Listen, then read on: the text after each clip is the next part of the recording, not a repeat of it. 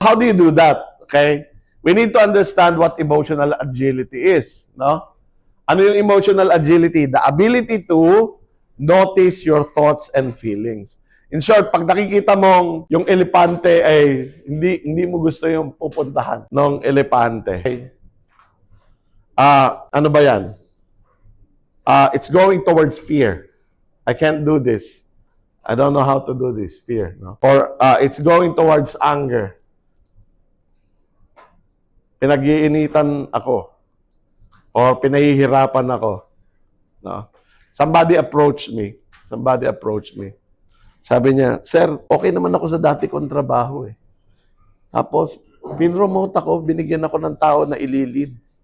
Sabi ko, di congratulations.